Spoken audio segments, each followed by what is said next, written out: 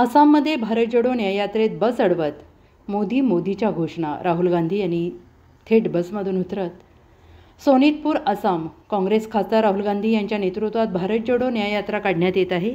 सध्या ही यात्रा आसाममधून जात आहे। राज्यातील सोनितपूर जिल्ह्यात जमावाने राहुल गांधींची बस अडवली तेव्हा ते बसमधून खाली उतरले, मात्र त्यांच्या सुरक्षेसाठी तैनात असलेल्या जवानांनी राहुलला परत बसमध्ये बसण्यास सांगितले। यावेळी उपस्थित लोक मोदीच्या घोषणा देताना दिसले। झालेल्या घटनेचा व्हिडिओ राहुल गांधी यांनी ट्विटरवर शेअर केला। त्यांनी मोहब्बत की दुकान सर्वांसाठी खुली असल्याचं म्हटलंय। भारत सामील होईल, भारत जिंकेल। त्यांनी एक व्हिडिओही शेअर केला आहे।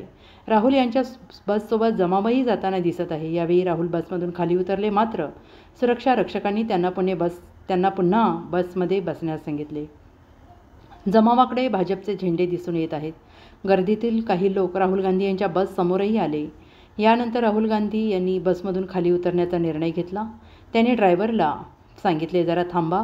यानंतर ते बसमधून उतरले। दरम्यान सोनितपूरमध्ये पक्षाचे ज्येष्ठ नेते जयराम रमेश यांच्या गाडीवर आणि भारत जोडो न्याय यात्रेच्या कॅमेरा क्रूवर हल्ल्याचा प्रयत्न झाला।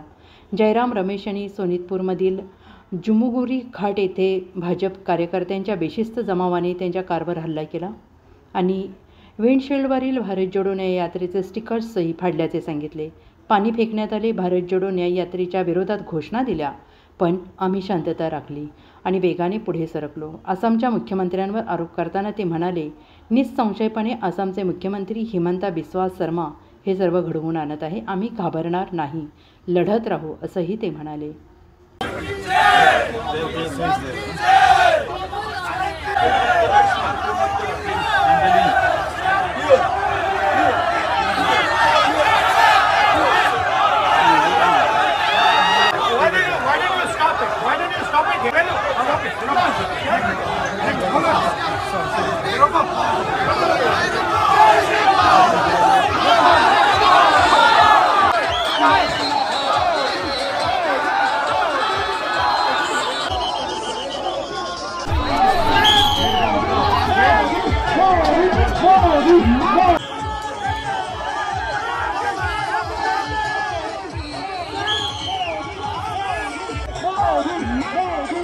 Bureau report, SBN Marathi, Assam, Sonitpur.